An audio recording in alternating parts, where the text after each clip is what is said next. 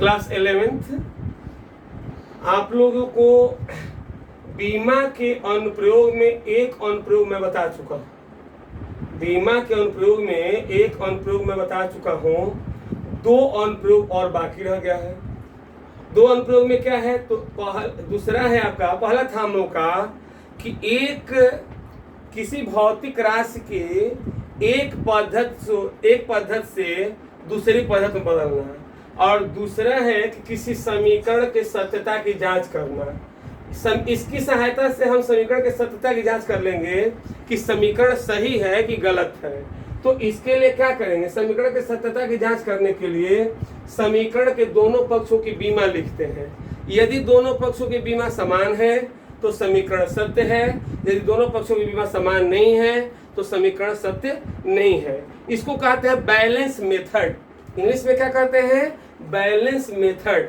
अब देखिए यहाँ पर हम लिखे हैं कि किसी समीकरण के सत्यता की जांच करने के लिए समीकरण के दोनों पक्षों की बीमा लिखते हैं। यदि दोनों पक्षों की बीमा समान है तो समीकरण सत्य है, यदि समान नहीं है तो समीकरण सत्य नहीं है। आपको देखिए मैं एक क्वेश्चन दे रहा हूं आपको एग्जाम्पल के रूप में। V is equal to U plus 80 के सत्यता की जांच कीजिए। क्वेश्चन हम लोग का सत्यता की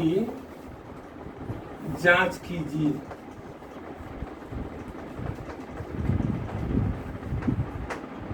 तो सत्यता की जांच करने के लिए क्या करेंगे हम लोग कि दोनों पक्षों की बीमा लेंगे।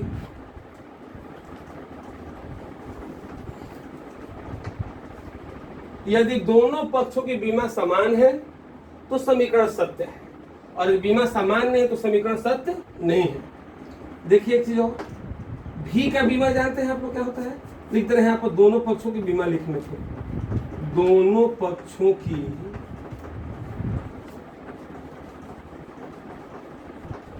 बीमा लिखने पर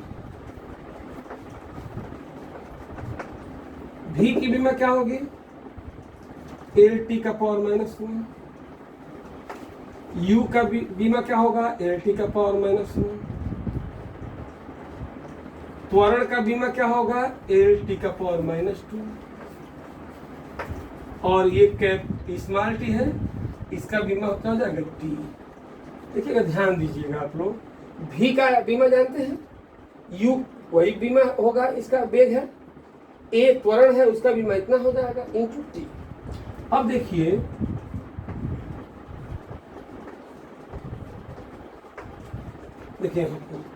L T का पावर -1, देखिए L T का पावर -2 प्लस 1। अब आप देखिए इसकी बीमा उतनी ही होगी जितनी इसकी बीमा उतनी होगी, इतनी इसकी बीमा उतनी होगी। आप कहेंगे कि यहाँ 2 है, यहाँ 1 है, तो 2 इंटू 1 लिख सकते हैं, इतना लिख सकते हैं। तो 2 इंटू जब 1 लिखेंगे तो बीमा तो समान हुआ ना। अब देखिए एक प्रॉपर्टी आपको यहाँ से और याद कर लेना चाहिए, क्या, इसका बीमा समान है, इसका बीमा समान है, यानी U का बीमा समान है, AT का बीमा समान है।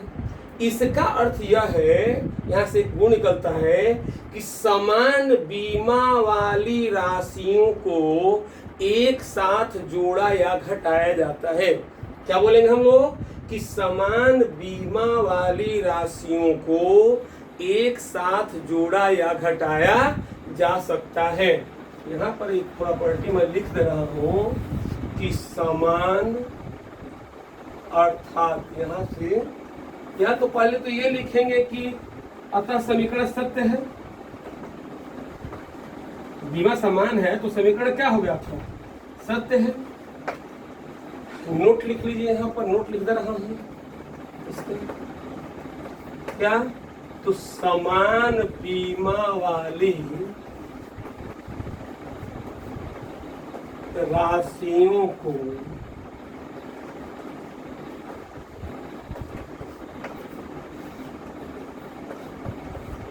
एक साथ जोड़ा या घटाया जा सकता है।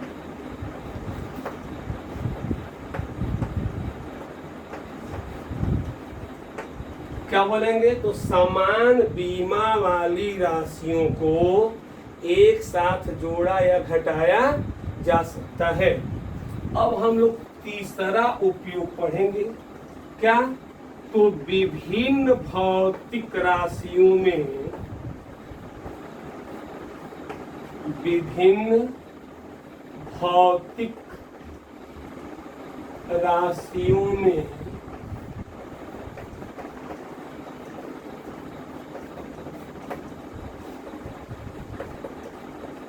संभावित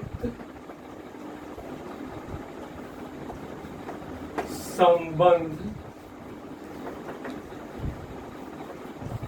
स्थापित करना।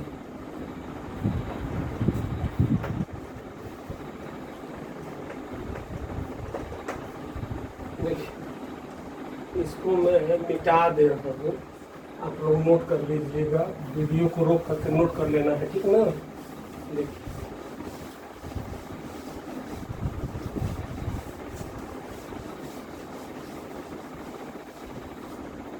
देखिए क्या कर रहे हैं यहाँ पर।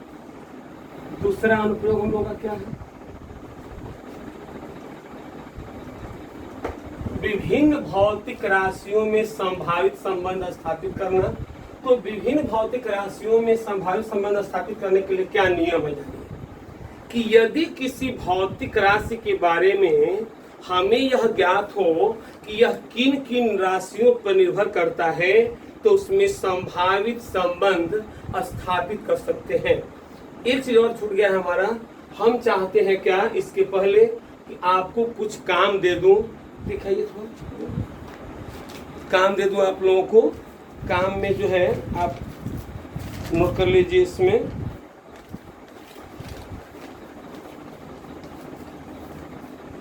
जो है T = सत्यता की जांच कीजिए। निम्न समीकरण के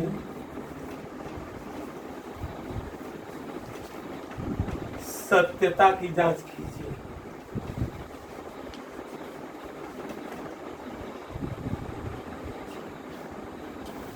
अब बड़ा लिख दे रहा हूं भाई। निम्न समीकरण के सत्यता की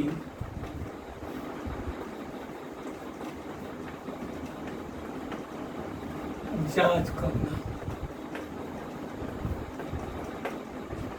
निम्न समीकरण की सत्यता की जांच करना। तो समीकरण की सत्यता की जांच करेंगे कौन कौन सा है? देखिए, तो आपको दिखा दे रहा हूं। T पहला है T = 2π√r³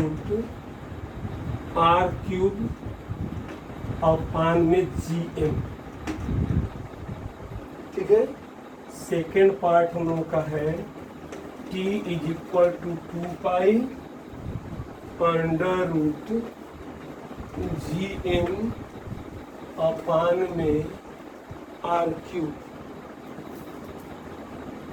और T = तीसरा पार्ट है। होमवर्क में दे रहा हूं आप लोगों को। 2π√Gm r²। और ये हो जाएगा आपका चौथा पॉइंट T = 2π r² Gm। ये 4 क्वेश्चन आप लोगों को होमवर्क है। 4 क्वेश्चन इस पर सत्यता की जांच करने वाला है। इस पर आपको हल करके लाना है, ठीक है। अब हम अगला कर रहे हैं। इसमें देखिए, आप लोग नोट कर लीजिएगा रोक करके। इसको मिटा दे रहा हूँ मैं।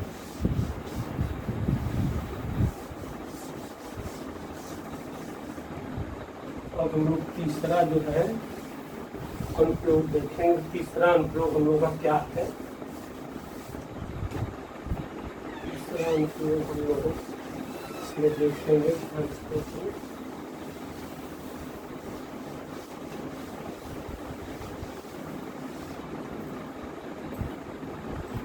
तीसरा आपका अनुप्रयोग है तीसरा अनुप्रयोग क्या है? तो विभिन्न भौतिक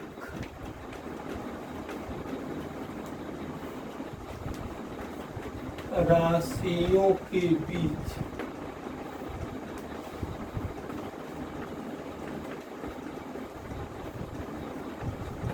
संभावित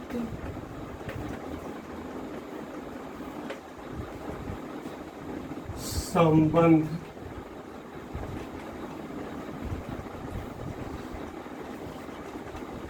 स्थापित करना।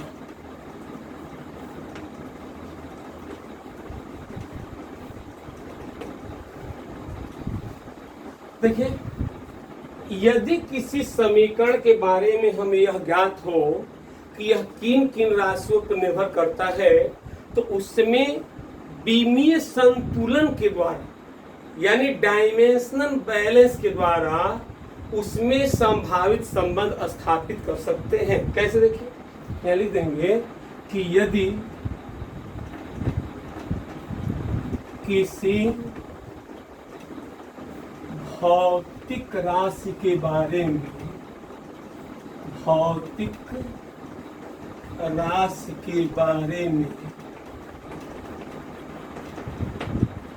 हमें यह ज्ञात हो कि यदि किसी भौतिक राशि के बारे में हमें यह ज्ञात हो कि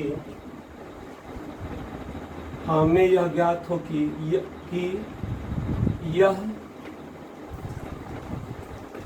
किन किन राशियों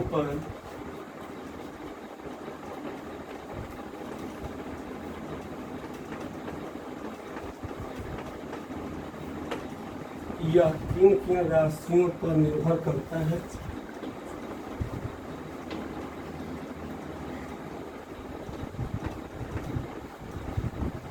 तो बीमीय संतुलन के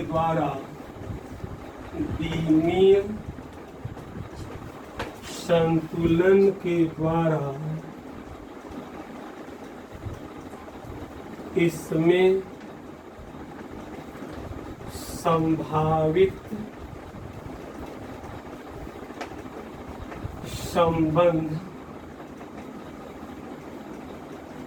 संभावित संबंध स्थापित कर सकते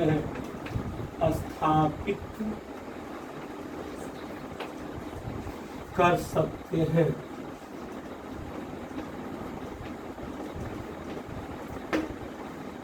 देखिए, एग्जाम्पल दे लीजिए। माना कि सरल लोलक को इंग्लिश में सिंपल पेंडुलम कहते हैं, का आवर्तकाल कैपिटल टी का आवर्तकाल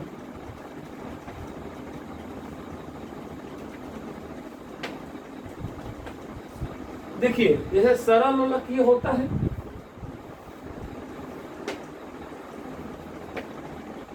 तो ये किन किन बातों पर निर्भर कर सकता है आप खुद सोचिए। दोलन कराया जाएगा ऐसे, आपको नहीं भी दिया हो कि इस पर दोलन ये निर्भर करता है तो आप पता कर सकते हैं। देखिए कैसे, तो ये बॉब है, बॉब मतलब पेंडुलम, बॉब मतलब पेंडुलम का है, इसको हिंदी में लोलक कहते हैं और इंग्लिश में बॉब कहते हैं। लोलक के द्रव्यमान पर निर्भर कर सकता है, दूसरा इसकी लंबाई पर निर्भर कर सकता है, और तीसरा जहां पर वह गति कर रहा है उसके गुरुत्वीय त्वरण पर निर्भर कर सकता है। तो तीन बातों पर निर्भर कर सकता है। कौन कौन? तो द्रव्यमान है उसमें, उस पर निर्भर कर सकता है, प्रभावकारी लंबाई है, इस पर निर्भर कर सकता है, और तीसरा है आपका कि गुरुत्वीय त्वरण पर निर्भर कर सकता है। तो लोलक का आवर्तकाल जो होगा, वह लोलक का जो आवर्तकाल होगा, सरल लोलक का आवर्तकाल लोलक के द्रव्यमान की एक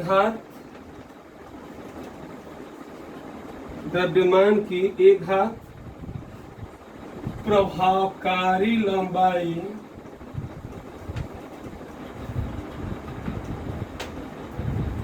एल की बी घात तथा गुरुत्वीय त्वरण स्मॉल जी की सी घात पर निर्भर करता है।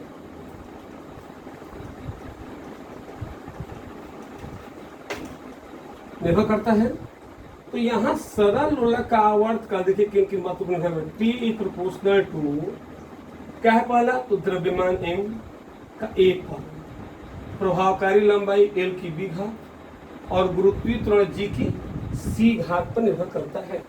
हमने यही माना है कि प्रभावकारी लंबाई l की एक घात, द्रव्यमान m की एक घात, प्रभावकारी लंबाई l की b घात, गुरुत्वीय त्वरण g की c घात पर निर्भर करता है। अब आप देखिए इसको प्रोपोर्शनल का चिन्ह जब हटाते हैं इक्वल का चिन्ह लिखते हैं तो एक कांस्टेंट से मल्टीप्लाई करते हैं। सपोज एनी कांस्टेंट के into m to the power a l to the power b और g to the power c t is equal to any constant k m to the power a l to the power b g to the power c। अब देखिए आप दोनों पक्षों की b मान लेंगे, इसको समीकरण एक मान लीजिएगा। दोनों पक्षों की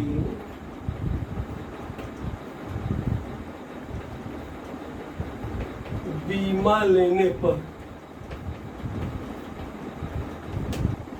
कैसे लेंगे बीमा देखिए तो कैपिटल टी का बीमा तो कैपिटल टी ही होगा, कांस्टेंट है इसकी बीमा नहीं होगी। द्रव्यमान है इसकी बीमा m होगी, इसका पावर a, l है तो l का बीमा तो l ही होगा, पावर b हो जाएगा यहाँ पर। और गुरुत्वीय त्वरण का मतलब हो गया त्वरण, त्वरण का बीमा lt का पावर -2 होता है, इसका पावर c हो जाएगा। देख लीजिए ध्यान दीजिएगा, यहाँ पर इसका t हो जाएगा, यहाँ पर हो जाएगा m to the power a, l to the power b और l t to the power -2 का पावर c। तो ये हो जाएगा। अब देखिए हम में इसमें जो है m और l नहीं है, केवल t है, तो हम इसको m का पावर 0 और l का पावर 0 इंटू t लिख सकते हैं। कहीं कहाँ है जबरदस्ती लिख रहा है तो m का पावर 0 का मान 1 होगा, कोई मान में अंतर नहीं आएगा। l का पावर 0 का मान 1 होगा, उससे भी कोई अंतर नहीं आएगा। 1 का 1 में गुणा करेगा फिर t का तो यही आ जाएगा। ऐसा मैं इसलिए कर रहा हूँ कि इधर m l t है, कंपेयर हो सके आसानी से, उसके लिए किया जा रहा है। अब आप देखिए m का पावर a, l का पावर b और ये हो जाएगा l का पावर c और t का पावर -2c। तो ये हो जाएगा आपका m टू द पावर 0 और 0t। तो ये हो जाएगा m का पावर a, l का पावर हो जाएगा देखिए आधार बराबर b प्लस c, t का पावर -2c। अब कंपेयरिंग करेंगे बोथ साइड, दोनों पक्षों की तुलना करने पर देखें कैसे तुलना हो रहा है। तो m का पावर तुलना करिए तो यहाँ मिल रहा है m to the power a, l to the power b और g। यहाँ m का पावर a है, यहाँ m का पावर 0 तो a बराबर 0। l का पावर b प्लस c है, l का पावर 0 -2c यहाँ पर 1, c इक्वल टू क्या हो गया -1/2। अब यहाँ पर रख दीजिए b प्लस c का पर -1/2 इक्वल टू 0, तो b इक्वल टू 1/2। अब a निकल गया, b निकल गया और c निकल गया, और तीनों का मान उठा के हम समीकरण 1 पर रखेंगे। a b c का मान उठा के कहाँ रखेंगे समीकरण 1 में। Putting the value of a b c in equation first, in equation first. देखिए ए बी सी का वैल्यू कहाँ पुट कर रहे हैं इक्वेशन फर्स्ट में, तो टी इज इक्वल टू हो जाएगा के एम टू द पावर 0 हो जाएगा, एल टू द पावर हो जाएगा बी क्या है 1/2 और जी का पावर 1/2। तो ये हो जाएगा के एम का पावर 0 का मतलब 1 हो जाएगा, एल का पावर 1/2 और ये बटन हो जाएगा 1/2। तो that implies t is equal to k, हम लोग इसको एल बाई जी का पावर 1/2 लिख सकते हैं ना, के एल बाई जी का पावर 1/2। तो टी इज इक्वल टू के अंडर रूट पावर 1/2 हो जाएगा under root L by G. ये आपका फार्मूला हो गया, आप इतना भी लिख देंगे तो सही है, और यदि मालूम है आपको तो लिख दीजिए। यहाँ प्रयोग द्वारा यह मालूम है आप लोगों को कि प्रैक्टिकली कि के का मान कितना आता है। प्रयोग द्वारा देखिए जगह नहीं था मेरे पास, मैं यहाँ लिख दे रहा हूँ, यहाँ पे लिख ही दे रहा हूँ ये। तो प्रयोग द्वारा हो गया के का मान कितना 2 पाई होता है, तो t इज इक्वल टू हो जाएगा 2 pi under root L by G. चाहे यहाँ लिख दे रहा हूँ t is equal to 2 pi under root L by G. ये हो गया हम लोगों का। अब हम लोग इसी आधार पर और क्वेश्चन करेंगे, ठीक ना। इसमें जो है ध्यान दीजिएगा, थोड़ा सा रह गया है मामूली एक पॉइंट और, तो इसमें होमवर्क मैं नोट कर दे रहा हूँ आप लोगों को। देखिए होमवर्क नोट कर दे रहा हूँ, तो आप जो है होमवर्क नोट कर लीजिए।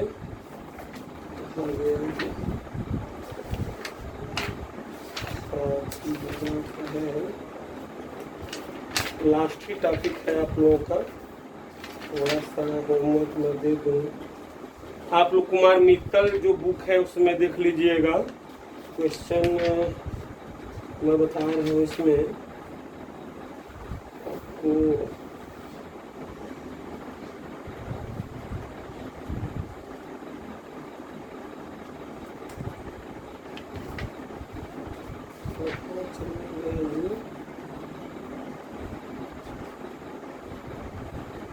क्वेश्चन चलिए मैं बता रहा हूँ आप लोगों को करके लाना है। सत्यता की जांच वाला कर लीजिएगा 12 नंबर, फिर सत्यापन 11 नंबर हम करा ही दिए हैं, 10 नंबर 9 नंबर, ठीक ना। ये सारा क्वेश्चन कर दीजिएगा। 60 टाइप आंसर है, क्वेश्चन है, लघुत्तरी का क्वेश्चन है, आप लोग करके लाएंगे, ठीक ना।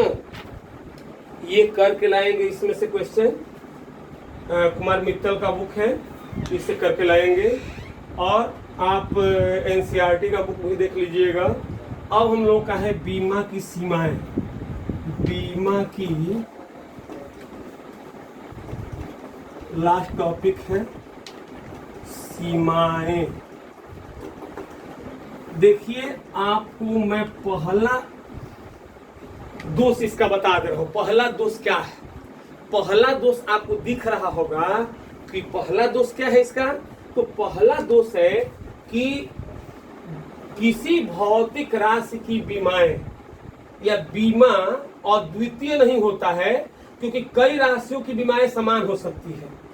बीमा अद्वितीय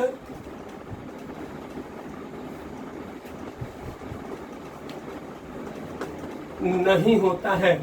कैसे जानते हैं आप लोग, तो आपको निकाले थे ना, कार्य का भी बीमा उतना ही था और ऊर्जा का भी बीमा उतना ही था। दूसरा है कि बीमा की सहायता से, बीमा की सहायता से बीमाहीन नियतांकों का मान ज्ञात नहीं किया जा सकता, नहीं किया जा सकता। तीसरा है कि यदि कोई भौतिक राशि 3 से अधिक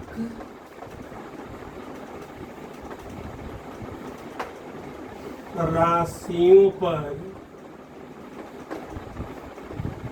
निर्भर करता है तो विमीय संतुलन के द्वारा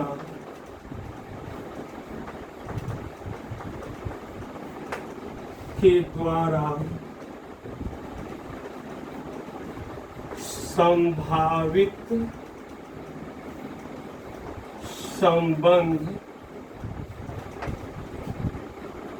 स्थापित नहीं किया जा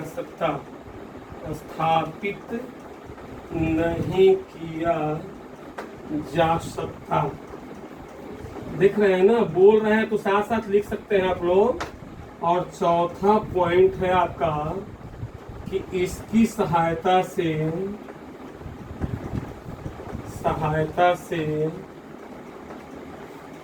लघुगणकीय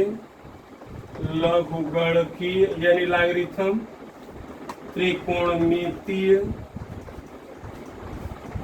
ट्रिग्नोमेट्रिकल, चरघातांकी, एक्सपोनेंशियल कहते हैं इसको, चरघातांकी वाले पदों का विश्लेषण नहीं किया जा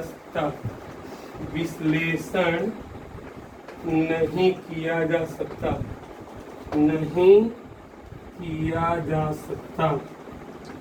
आप लोग सुन के भी लिख सकते हैं और मैं लिख भी रहा हूँ, उसको भी देख के लिख सकते हैं। आप लोग बार इसको लिखते रहिएगा, ठीक ना।